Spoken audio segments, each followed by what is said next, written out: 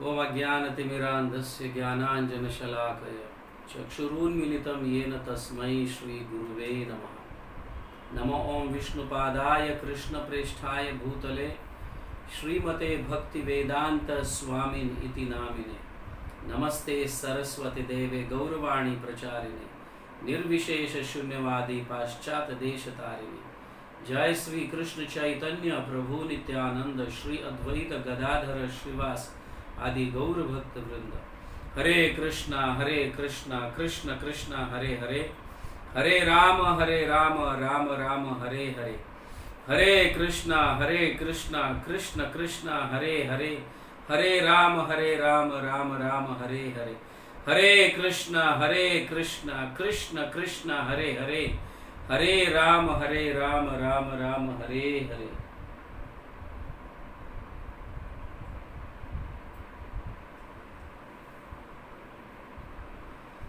हरे कृष्णा। सभी भक्तों का गौर भक्त वृंद दर्शन क्लास में स्वागत है। और ये कंटिन्यूटी क्लास है, कंटिन्यूटी। जो लास्ट टाइम हमने श्रील भक्ति विनोद ठाकुर के पास्ट टाइम्स और उनके शिक्षाएं जो है, उनकी लीलाएं और उनकी शिक्षाओं के विषय में जो कुछ थोड़ी अधूरी रह गई थी, उसे हम आज पूरा करने जा रहे हैं। तो थोड़ा रिवीजन कर लेते हैं, हमने क्या क्या लास्ट टाइम हमने क्या क्या चर्चा की है। हमने ये देखा था, ये चर्चा की थी कि श्रील भक्ति विनोद ठाकुर का आविर्भाव का कारण क्या है। क्योंकि गौड़िया वैष्णव के ऊपर अंधेरा छा गया था, कई प्रकार के अपसंप्रदाय उत्पन्न हुए थे और उसको नष्ट कर सही धर्म, नित्य धर्म या प्रेम धर्म की स्थापना करने हेतु चैतन्य महाप्रभु के एकदम निकट के पार्षद जो है, जिनको हम कहते हैं नमो भक्ति विनोदाय सच्चिदानंद नामिने गौर शक्ति स्वरूपाय। यस, चैतन्य महाप्रभु के शक्ति के स्वरूप है भक्ति विनोद ठाकुर।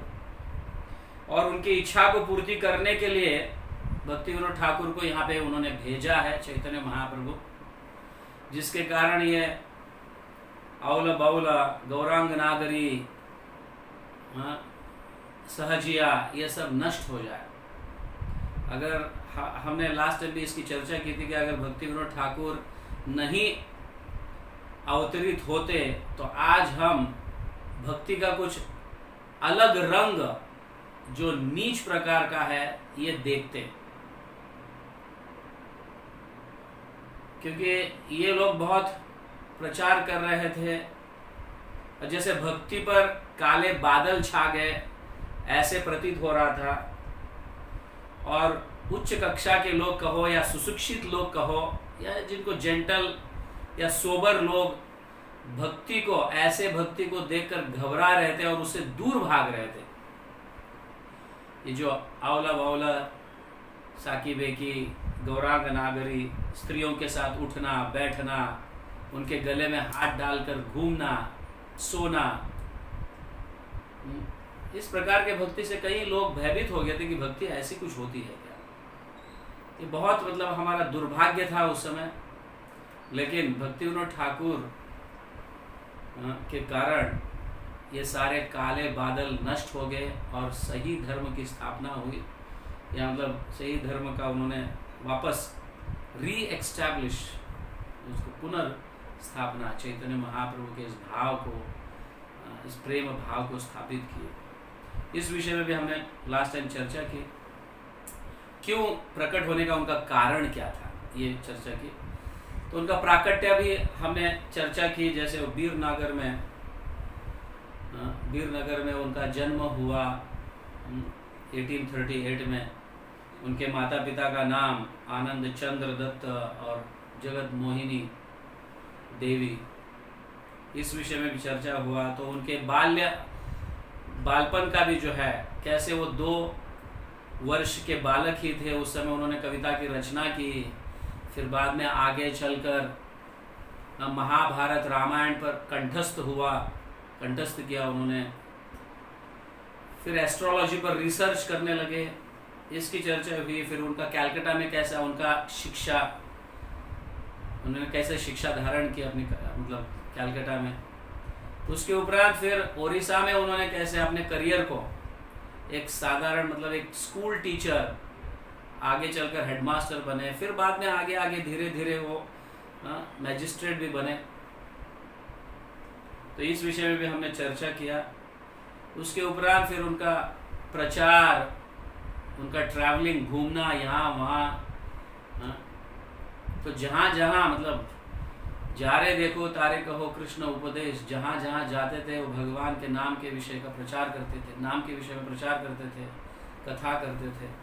कई लोग उनके कथा से जल भी जाते थे। और वैसे भी भौतिक अवस्था में भी उन्होंने बहुत कष्ट देखा है, इस विषय में भी हमने चर्चा की। फिर ये भी हमने चर्चा की कि कैसे उन्होंने दीक्षा ली, समझ गए ना, दोनों पति पत्नी दीक्षा लिए। फिर उसके उपरांत फिर चैतन्य महाप्रभु का जो 400वां आविर्भाव महोत्सव चल रहा था, 400th anniversary of appearance of lord Chaitanya, तो उस समय उनको भक्ति विनोद ये टाइटल मिला। फिर उसके उपरांत वो श्रील सच्चिदानंद भक्ति विनोद ठाकुर के नाम से जाने लगे। उसके पहले उनका नाम केदारनाथ था। ये सारे हमने चर्चा की, कैसे वो श्रीमद् भागवतम और चैतन्य चरितामृत को ढूंढ के निकाला जो कृष्णदास कविराज का है। ये सारी चीज हमने चर्चा की। तो आज हम जो चर्चा करने जा रहे हैं,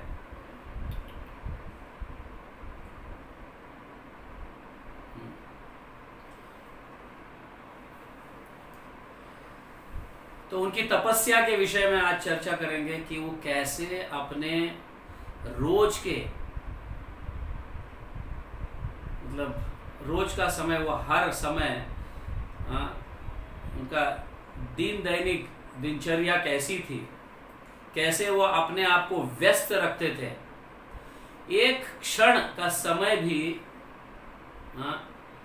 उन्होंने व्यर्थ नहीं गवाया, एक क्षण का समय भी।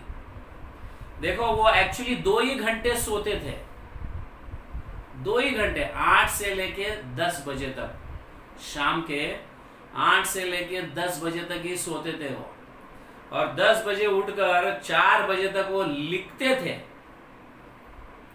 ग्रंथों का या टीका कहो, ट्रांसलेशंस कहो, जो भी है वो लिखा करते थे।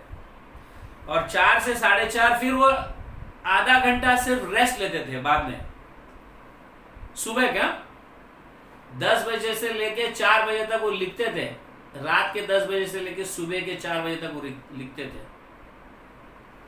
और 4 से 4:30 बजे तक आधा घंटा सिर्फ वो थोड़ा रेस्ट लेते थे। और उसके ऊपर 4:30 से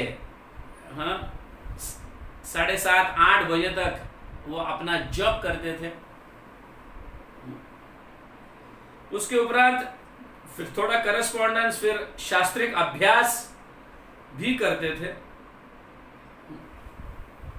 फिर थोड़ा सा फिर वापस थोड़ा ब्रेकफास्ट वगैरह करके फिर अपने ड्यूटी 10 बजे से लेके 1 बजे तक कोर्ट में ड्यूटी, मतलब कोर्ट में जज थे वो, तो ड्यूटी करते थे। फिर वापस 1 बजे से 2 बजे तक वो घर आकर थोड़ा प्रसाद विषाद खा के फिर वापस ड्यूटी के लिए जाते थे, कोर्ट जाते थे।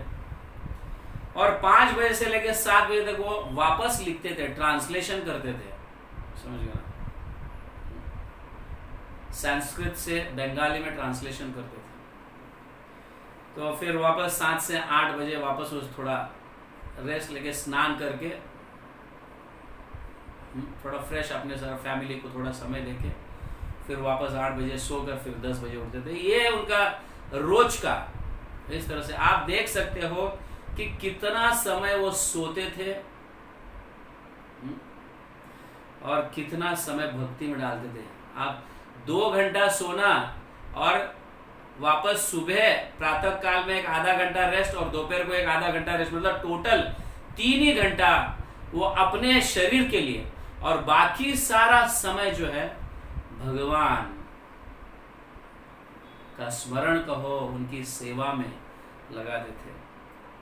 इनसे हम ये सीख सकते हैं कि समय कितना मूल्यवान है, समय की कैसे बर्बादी नहीं करनी चाहिए, कैसा उसका सदुपयोग करना चाहिए।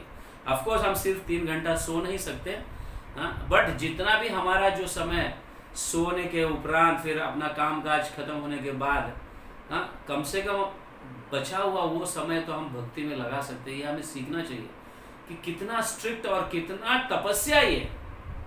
आज की तारीख में संभव नहीं है ऐसा करना, लेकिन भक्तिविनोद ठाकुर गृहस्थी होते हुए भी ये करते थे। भक्तिविनोद ठाकुर गृहस्थी होते हुए भी ये करते थे।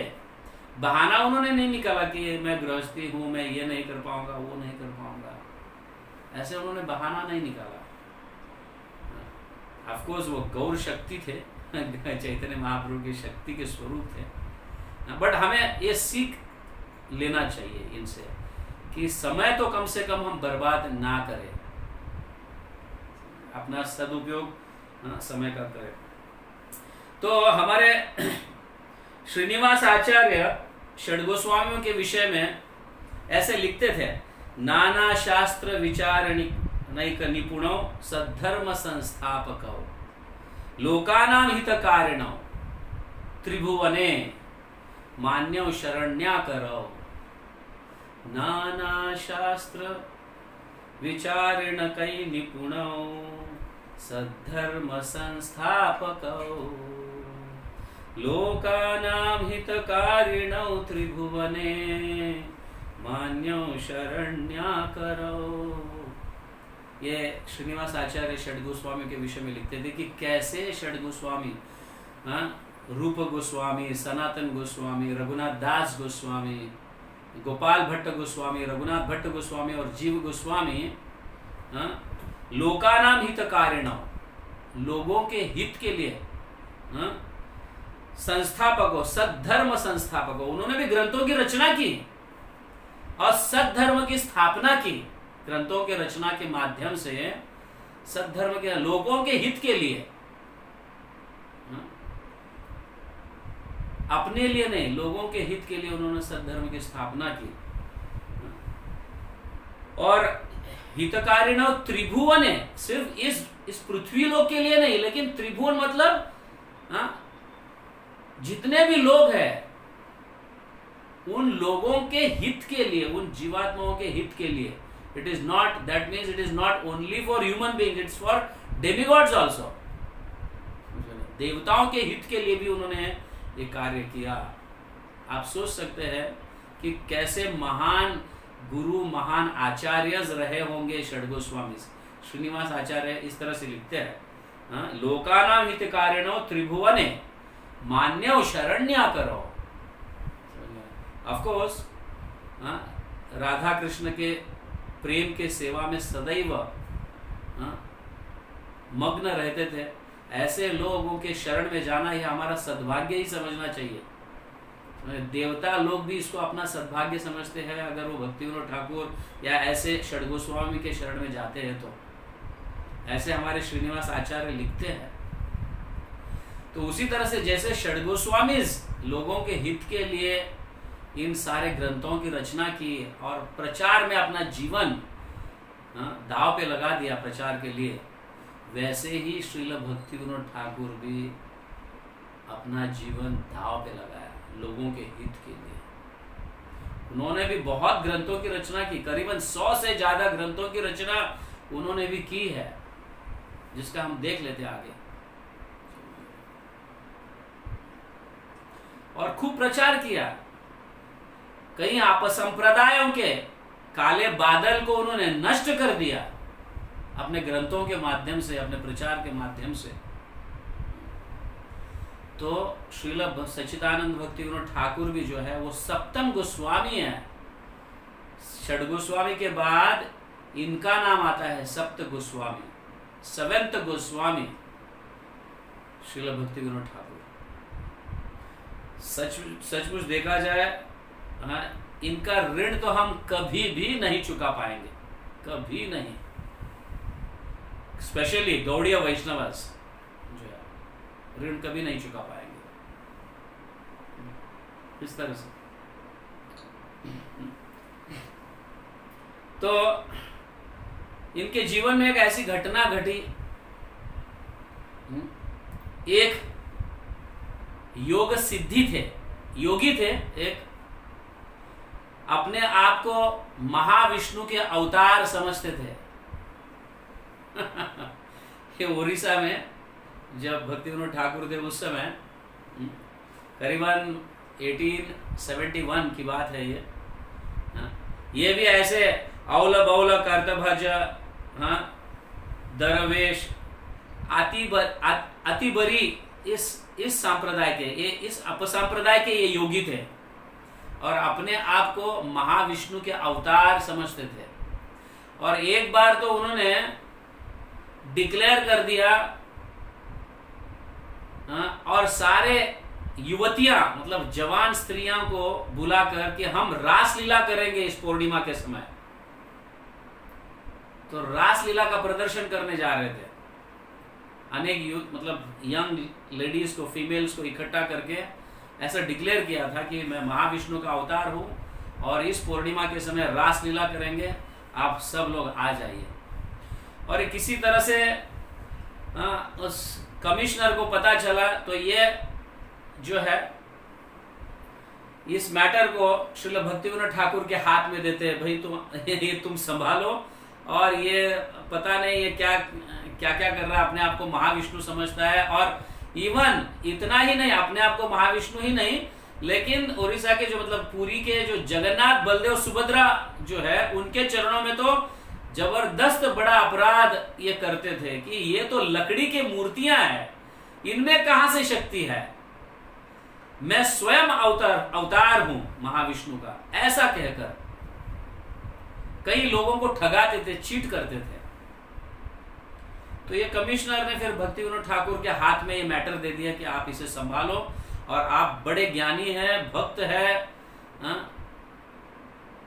और क्योंकि जब भी जज निर्णय लेने का, कोर्ट में निर्णय लेने का समय आता था, भक्ति विनोद ठाकुर ज्यादा सोचते ही नहीं थे। जैसे ही प्रसंग वहां पे दोनों पक्ष का सुनते थे, तत्काल उसी क्षण रिजल्ट देते थे, और उनका रिजल्ट कभी गलत नहीं ठहराया, मतलब गलत नहीं साबित हुआ।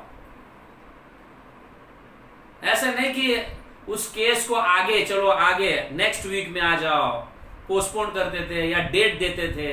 ऐसा कोई केस एक एक महीना, 15-15 दिन, एक एक हफ्ता ऐसा नहीं चलता था। जैसे ही केस सामने आए, दोनों पक्ष बोल रहे हैं, तो तुरंत जज करते थे और तुरंत डिसाइड करते थे who is right and who is wrong. और उनका केस उनके लाइफ में कभी गलत साबित नहीं हुआ, इट वॉज परफेक्ट। तो ये कई लोग जानते थे, बड़े बड़े लोग जैसे कमिश्नर, और इस मैटर को, इस केस को,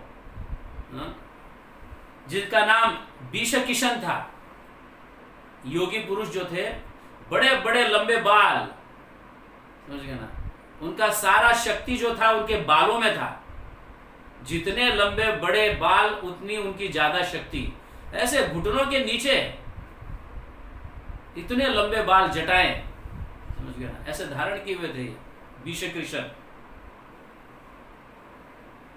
तो ये मैटर भक्ति विनोद ठाकुर के हाथ में आया, और भक्ति विनोद ठाकुर कई जंगलों के से निकलकर उनके आश्रम वहां पे पहुंच गए।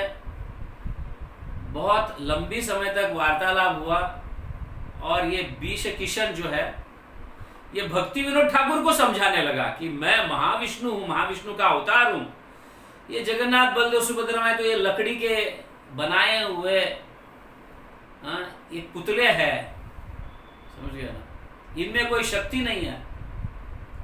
तो भक्ति विनोद ठाकुर सह नहीं सकते थे इन चीजों को, और इतना समझाने पर भी ये बीशे किशन नहीं समझा, तो भक्ति विनोद ठाकुर उनको कोर्ट में खींचे, कोर्ट में खींच के लेके आए और 1.5 साल का सजा दिलवाया, 1.5 साल का। उस समय जेल में रहते समय, ये बीशे किशन जब जेल में उन्हें डाला गया था, तो उस समय उन्होंने ऐसे अपने योगिक शक्ति से भक्ति विनोद ठाकुर के परिवार को बहुत कष्ट पहुंचाया, बहुत कष्ट पहुंचाया। जब पता चला कि इनकी शक्ति इनके बालों में है, तो किसी के माध्यम से उनके बाल जेल में काट दिए गए। काटने के बाद पूरा उनकी शक्ति नष्ट हो गई, शक्तिहीन हो गए वो, और 21 दिन में वो मर गए, 21 दिन में मर गए वो। ऐसे मतलब एक ये अतिबारी जो है, एक ऐसे 13 अपसंप्रदाय उत्पन्न हुए थे उनके समय में, और उनको किस तरह से क्या क्या करके भक्ति विनोद ठाकुर ने चैतन्य महाप्रभु के भाव, प्रेम भाव को स्थापित किया। इसके बाद और एक घटना ऐसी घटी, समझ गए ना, और एक घटना थी ऐसी, फाल्गु बाबा के नाम से एक व्यक्ति था, फाल्गु बाबा। वो भी अपने आप को बलराम का अवतार समझता था या विष्णु का अवतार समझता था, समझ गए ना। और कई ऐसे मतलब उनके सेवा में तो बहुत सारे अनगिनत स्त्रियां थी ऐसे उनकी सेवा में, उनके कपड़े बदलने के लिए, उनको स्नान करवाने के लिए भी ऐसे ऐसे, समझ गए ना। तो इस मैटर को भी वो अपने हाथ में लिए और उनको भी परास्त कर दिए, वो भी मर गए। बहुत बहुत एकदम हम सोच नहीं सकते कितना कष्ट उन्होंने उठाया है, और कई बार उनके परिवार पर ऐसा मतलब कठिन समय बीता है उनके परिवार पर। और एक गांव में तो एक पेड़ के ऊपर ब्रह्म राक्षस रहता था और उस पूरे गांव वालों को परेशान करता था। तो जब भक्ति विनोद ठाकुर को पता चला कि ऐसा है, उस पेड़ के नीचे बैठकर 7 दिन तक श्रीमद् भागवतम पढ़े हो,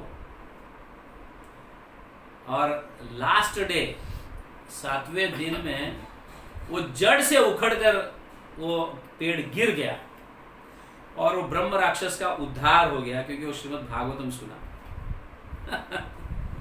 ऐसे श्रील भक्ति विनोद ठाकुर, सोच सकते हैं। हाँ, ये तो एक मतलब एक कुछ ही अंश में बता रहा हूँ, क्योंकि उनका तो देखो, हम इतने गौर भक्त वृंद दर्शन में इतने कई आचार्यों की हमने चर्चा की वगैरह, तो श्रील भक्ति विनोद ठाकुर का ये पहला, जिसे 2 सत्र में इसको पूरा करने का प्रयास कर रहे हैं। तो इस तरह से भक्ति विनोद ठाकुर वैसे बहुत प्रभावशाली थे, शक्तिशाली थे, भक्ति में अग्रगण्य थे, और बहुत स्ट्रिक्ट भी थे, बहुत स्ट्रिक्ट थे। भक्ति विनोद ठाकुर को देखते ही ऐसे लगता था कि सिंह आ गए, सिंह, समझिए, इतना ग्रेव, गंभीर थे बहुत। उनके बातों पर से वो बात करते तो ऐसा मतलब जैसे सिंह का गर्जना है, ऐसे लगता था उनके बातों में, और सत्य है ऐसा लगता था। इतने जबरदस्त श्रील भक्ति विनोद ठाकुर थे। तो 1887 में बंगाल में एक बहुत बड़े शिवलिंग का दर्शन करने के लिए, बहुत मतलब इम्पोर्टेंट था, मतलब इम्पोर्टेंट शिवलिंग है वो, तो वहाँ पे बंगाल में वो वहाँ पे गए थे। उनको एक्चुअली जाना था, वृंदावन जाना था। तो उस शिवलिंग का नाम तारकेश्वर लिंग का दर्शन करने के लिए श्रील भक्ति विनोद ठाकुर गए, और वहाँ पे उनके सपने में शिवजी आए। कुछ भक्त लोग कहते हैं शिवजी आए, कुछ भक्त लोग कहते हैं गौरांग महाप्रभु आए थे उनके सपने में, आकर कहे वृंदावन क्यों जा रहे हो, नवद्वीप में बहुत सेवा है, यहीं पे रहो। ऐसे स्वयं भगवान आकर उनके सपने में कहे, और उन्होंने वृंदावन जाना कैंसिल कर दिया। और वो सेवा क्या था? चैतन्य महाप्रभु के आविर्भाव स्थान का स्थापना करना, ढूंढना। तो फिर उनका कुछ समय के बाद फिर कृष्णनगर में उनका ट्रांसफर हुआ। देखते हैं हम कैसे वो ढूंढते हैं। तो कृष्णनगर में जब ट्रांसफर हुआ तो कुलियाग्राम जा रहे थे। उस समय रानी धर्मशाला के छत पर जब वो गए थे ऊपर, करीबन एक्चुअली नवद्वीप में जो है उनका घर तो कैलकाटा में था, भक्ति भवन, पूरा परिवार वहां पे, लेकिन प्रचार करने के लिए वो आते थे और नौकरी भी यहाँ पे था, तो प्रचार करने के लिए आते थे, प्रचार भी करते थे, नौकरी भी मतलब ये भी करते थे, और घर उनका कैलकाटा में था। लेकिन जब यहाँ पे वो रानी धर्मशाला की छत पर जब देखा, उन्होंने गंगा के उस तट पर इतना बड़ा भवन चमक रहा है, लाइटों से चमक रहा है, बहुत बड़ा भवन। ये कौन सा भवन है पता है? ये TOVP, आज जो हम आज हम दर्शन कर रहे हैं उसका, भक्ति विनोद ठाकुर उनके समय में इसका दर्शन किए थे, इसका दर्शन उन्हें हुआ था। वो देखा कि इतना बड़ा भवन इस गंगा के उस पार, और कमल प्रसाद नाम के उनके पुत्र को भी कहा, तुम कुछ देख रहे हो क्या? मैं जो देख रहा हूं तुम देख रहे हो? तो उन्होंने भी कहा हाँ मैं भी देख रहा हूं। वो कहा मैं भी देख रहा हूं।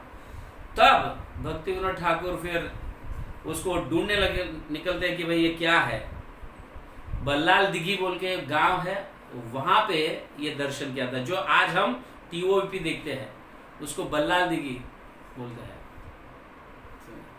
तो उसका दर्शन किया, मतलब भव्य इसका। और बल्लाल दिघी यहाँ पे उन्होंने फिर पूछताछ की कि क्या है। तो वहां पे कई लोगों ने कहा कि बल्लाल दिघी में चैतन्य महाप्रभु का आविर्भाव स्थान है। तो जब वहां पे गए, हाँ, तो उसी समय वो अपने पुराने नकाशा, ओल्ड मैप्स को निकाला, कुछ ऐसे ग्रंथों को निकाला, ढूंढने लगे। फिर बाद में जब वहां पे गए, हाँ, तो वहां पे ये दृश्य देखा उन्होंने, नीम पेड़ के नीचे कई तुलसी के जो बेल है, मतलब पेड़ है, वो उगे हुए हैं, ऐसा उन्होंने देखा। फिर वो सही है क्या नहीं, ये सिद्ध करवाने के लिए फिर जगन्नाथ दास बाबा जी को बुलाया। तब उस समय उन्होंने नामहट की स्थापना भी की थी, और जगन्नाथ दास बाबा जी उस नामहट में आते थे, कीर्तन करते थे, समझा ना। तो एक बार उन्होंने जो है तो गोद्रुम द्वीप में वहाँ पे बहुत बड़ा फेस्टिवल, कीर्तन फेस्टिवल रखा था, और उस समय गेस्ट ऑफ ऑनर जगन्नाथ दास बाबा जी थे। दिस इज इन 1893 की बात है।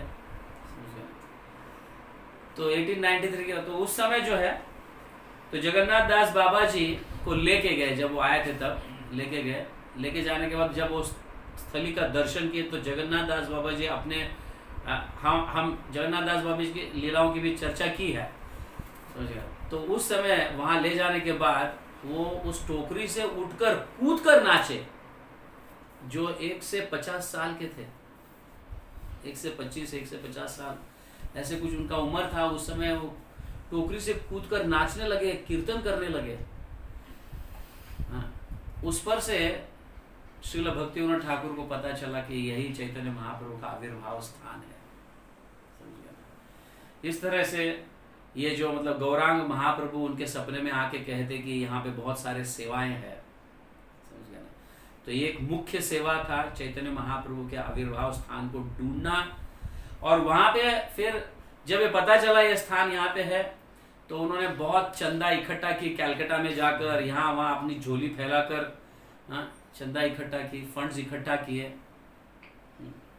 और फिर 1894 में एक ऐसा एक कमिटी बनाया, नवद्वीप प्रचारिणी सभा बोल के, नवद्वीप प्रचारिणी सभा बोल के एक कमिटी बनाए। और उसके उपरांत उन्होंने फिर मंदिर और डीटीज की स्थापना की। राधा माधव, गौर गदाधर, ऐसे डीटीज की उन्होंने स्थापना की वहाँ पे। बहुत बड़ा कार्य ये हुआ। तो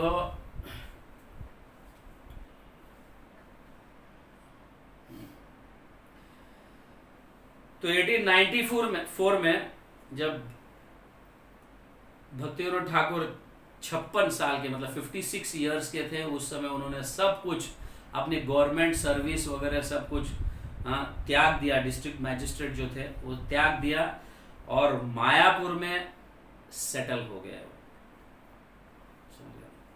मायापुर में गोद्रुम द्वीप में अपने पूरा परिवार को वहाँ पे सेटल हुए। स्वानंद सुखदा कुंज, हम कई बार इसको कई भक्त लोग ये स्वानंद सुखदा कुंज का दर्शन भी किए हैं। जब हम नवद्वीप जाते हैं, मायापुर जाते हैं, दर्शन किए तो वहाँ पे। तो 1908 में श्रील भक्तिविनोद ठाकुर जो है अपने गृहस्थ आश्रम को त्याग कर बाबाजी का वेश धारण किए। बाबाजी का वेश धारण कर कर नाम जप में इतना मग्न हुआ करते थे, इतना मग्न हुआ करते थे, और ये कई लंबे समय तक चला। फिर इन 1914 मतलब उनके 76 उम्र में उन्होंने अपने शरीर को त्यागा। और उसी समय श्री गदाधर पंडित का भी तिरोभाव होता है। उस तिथि पर गदाधर पंडित के तिरोभाव के समय, मतलब सोचो उनके विग्रह का प्राण भी जो है राधा माधव और गौर गदाधर, उनके विग्रहों का नाम है, समझ लेना, गौर गदाधर। गौर गदाधर की भक्ति जो है एक बहुत उच्च प्रकार की भक्ति है ये। ऑफ कोर्स भक्तिविनोद अपना श्रील प्रभुपाद हमें गौर निताय की स्थापना करवाई। हम जो है हम गौर निताय को भजते हैं क्योंकि हमारा मूवमेंट प्रचार का मूवमेंट है। नित्यानंद प्रभु के शक्ति के बिना हम प्रचार नहीं कर सकते। गौर गदाधर की भक्ति और उनके भाव की भक्ति जो है, दोनों के, गौर चैतन्य महाप्रभु की और गदाधर की जो भक्ति, चैतन्य महाप्रभु स्वयं कृष्ण है और गदाधर राधा रानी है। ये भाव, ये भक्ति जो है एक अलग स्तर और ऊंचे स्तर की है जो हम इसे समझ नहीं पाते या योग्य नहीं है। इसलिए प्रभुपाद ने हमें क्या है, गौर निताय। तो नित्यानंद प्रभु की कृपा से हम खूब प्रचार कर सकते हैं। इसलिए श्रील प्रभुपाद हमें गौर निताय की सेवा करने का मतलब ये दिए है। तो हम गौर निताय को ये करते हैं। ये आगे की बात है वैसा कि गौर गदाधर की। तो श्रील भक्तिविनोद ठाकुर जो है 3 भविष्यवाणी किए थे। श्रील भक्तिविनोद ठाकुर 3 भविष्यवाणी किए थे। सो पहला भविष्यवाणी यह था कि एक व्यक्ति जन्मेगा, एक व्यक्ति आएगा, एक व्यक्ति अवतरित होगा जो पूरे जगत में चैतन्य महाप्रभु के शिक्षाओं को फैलाएगा। तो ये पहला भविष्यवाणी था। दूसरा भविष्यवाणी यह था कि पूरे जगत में, फ्रांस कहो, इंग्लैंड कहो, अमेरिका कहो, पृथ्वी पर जितने भी देश हैं, सभी देशों में हरिनाम गूंज उठेगा। अपने अपने गलियों में ये लोग हरिनाम धुन करेंगे, ये हरिनाम गाएंगे अपने अपने गलियों में। ये भी भविष्यवाणी की थी श्रील भक्तिविनोद ठाकुर। और तीसरा भविष्यवाणी यह था कि उन्होंने देखा कि सारे विदेशी लोग जो है, गोरे लोग, American, England, France, Japan, Chinese भी, यहां तक ऐसे भी लोग आएंगे मायापुर और बंगालियों के साथ जो है कीर्तन करेंगे, हरे कृष्णा कृष्ण कृष्ण हरे हरे, हरे राम राम राम हरे हरे। ये कीर्तन करेंगे लोग ऐसे। तीसरी भविष्यवाणी। और ये तीनों भविष्यवाणी का श्रेय जो जाता है यह हमारे संस्थापक आचार्य श्रील प्रभुपाद को जाता है। तीनों भविष्यवाणियों का श्रेय जो है श्रील प्रभुपाद को जाता है, क्योंकि वही वो व्यक्ति है जिनको भक्ति विनोद ठाकुर ने कहा है एक व्यक्ति आएगा, अवतरित होगा और पूरे जगत में चैतन्य महाप्रभु के शिक्षाओं का प्रचार करेगा। और श्रील प्रभुपाद एक ही है। श्रील प्रभुपाद के पहले भी एक दो व्यक्ति गए थे, लेकिन इतना सफल नहीं हुआ, समझ गया ना, जितना प्रभुपाद को हुआ। इतना सफल नहीं हुआ कह भी नहीं सकते, इट इज एक्चुअली नील, समझ गया ना। 10 वर्ष तक रहकर भी या कुछ कई वर्ष तक रहकर भी एक भक्त बनाए थे ऐसे कुछ, लेकिन प्रभुपाद 10 वर्ष में कई मंदिरों की स्थापना की, कई ग्रंथों की रचना की, कई भक्त तो बनाए और कई भक्तों को शिक्षा भी दी, समझ गया ना। ये पहले भविष्यवाणी का मतलब भक्ति विनोद ठाकुर के पहले भविष्यवाणी का श्रील प्रभुपाद। और जो दूसरे भविष्यवाणी जो है, ऑफ कोर्स प्रभुपाद के कारण ही पूरे दुनिया में हरिनाम संकीर्तन फैल रहा है ना। हर जगह हरिनाम संकीर्तन गाया जा रहा है, हरे कृष्ण महामंत्र गाया जा रहा है। और तीसरा भविष्यवाणी जो है, जो जब 90 साल के बाद जब ये भविष्यवाणी की थी, उसके 90 साल के बाद प्रभुपाद ने मायापुर में चंद्रोदय मंदिर की स्थापना की, समझ गए ना, चंद्रोदय मंदिर की स्थापना की। भक्ति विनोद ठाकुर जब भविष्यवाणी की थी उसके 90 साल के बाद, एग्जैक्टली 90 या 100 कहो, एग्जैक्टली उस समय चंद्रोदय मंदिर की स्थापना हुई वहां पे नवद्वीप में, मायापुर में। तो प्रभुपाद कहते थे जब भक्ति विनोद ठाकुर चैतन्य महाप्रभु एक इंट्रोडक्शन ग्रंथ लिखे थे चैतन्य महाप्रभु के जो है उनके शिक्षाएं और उनके लीला से संबंधित एक ग्रंथ, और वो ग्रंथ जो है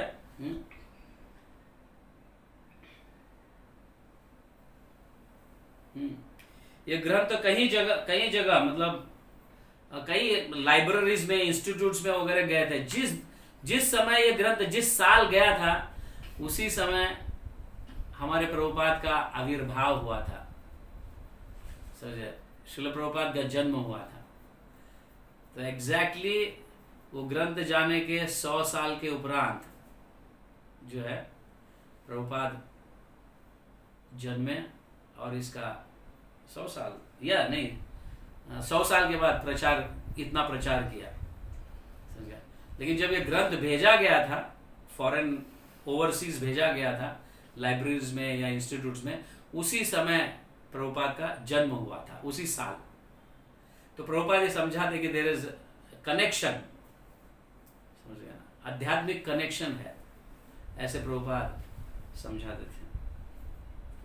तो श्रील भक्ति विनोद ठाकुर जो है जब आविर्भाव जब हुआ उनका, तिरोभाव जो है 1914 में, जब 76 का उम्र था उनका, तो गौर गदाधर के लीला में वो समावेश हो गए, क्योंकि गौर शक्ति के वो स्वरूप थे। गौर गदाधर उनके ये थे। और देखो मतलब कैसे भगवान की योजना भी कैसे है। गदाधर का तिरोभाव, गदाधर पंडित के तिरोभाव के समय ही इनका भी तिरोभाव हुआ, श्रील भक्ति विनोद ठाकुर का। और श्रील भक्ति विनोद ठाकुर भी जो है कई ग्रंथ लिखे हैं, करीबन 100 से ज्यादा ग्रंथों का निर्माण उन्होंने किया है, उन्होंने लिखा है। खास करके जो है जैव धर्म कहो, फिर भजन रहस्य, गीतमाला, गीतावली, ये जो है ये बहुत सुंदर ग्रंथों का ये उन्होंने रचना की है। खास मतलब ये शरणागति जो है ये तो हमें पढ़ना है, ऑफ कोर्स हमने इसके सेमिनार्स भी लिए हैं, इसका ये सीरीज भी हमने किए हैं, लेकिन भक्ति विनोद ठाकुर शरणागति में इतनी सुंदर एक मतलब इस ग्रंथ या एक काव्य के माध्यम से इस ग्रंथ की रचना करते हैं। एक साधारण व्यक्ति को जो है कैसे अलग अलग स्तर से वो उच्च भक्ति के उच्च स्थिति तक ले जाते हैं, शरणागति इस ग्रंथ, इस काव्य के माध्यम से। तो ये इस काव्य में उन्होंने शरणागति के विषय भी समझाते, कैसे मतलब छह प्रकार की शरणागति है। हाँ, दैन्य, आत्मनिवेदन, फिर गोप्तृत्व वरण, अवश्य रक्षिवे कृष्ण, विश्वास पालन, भक्ति प्रतिकूल भाव, भक्ति अनुकूल कार्य को स्वीकार करना चाहिए, भक्ति प्रतिकूल भाव को वर्जित करना चाहिए, वर्जन करना चाहिए। यहाँ पे ये बहुत सुंदर शब्द है। भक्तिविनोद ठाकुर कहते हैं भक्ति अनुकूल कार्य को स्वीकार करो और भक्ति प्रतिकूल भाव को त्याग करो। यहाँ पे भक्ति प्रतिकूल कार्य नहीं कहते हैं, भक्ति प्रतिकूल भाव कहते हैं। भाव, कार्य तो दूर की बात है, प्रतिकूल कार्य करना, लेकिन भाव भी हमें वो होना नहीं चाहिए। जैसे नाम अपराध कहो, वैष्णव अपराध कहो, निंदा कहो, ये जो है भक्ति प्रतिकूल भाव है। इससे शरणागति हम नहीं प्राप्त कर सकते और ना ही भक्ति में हम आगे बढ़ सकते। तो शरणागति के 6 अंगों को उन्होंने बहुत सुंदर रूप से इस काव्यों के माध्यम से उन्होंने समझाया है। नियरली शरणागति के करीबन 48 से लेके 50 तक ऐसे कविताएं या भजन लिखे हैं भक्तिविनोद ठाकुर इस शरणागति में। एक एक दैन्य कैसा होना चाहिए, आत्मनिवेदन कैसा होना चाहिए,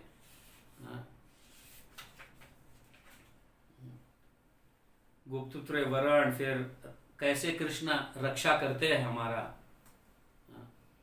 विश्वास पालन, भक्ति प्रतिकूल और भक्ति अनुकूल, ये 6 अंगों को बहुत सुंदर रूप से श्रील भक्तिविनोद ठाकुर समझाए हैं। इसे जिन्होंने ये सेमिनार्स ये जो है या फिर ये सीरीज के क्लासेस जो अटेंड नहीं किए हैं, तो कृपया इस शरणागति इस ग्रंथ को पढ़ लेना। एक काव्यों के भजनों के माध्यम से ये लिखे गए ग्रंथ है। ऐसे कई 3-4 ऐसे उन्होंने ग्रंथ लिखे हैं जो काव्यों के माध्यम से यस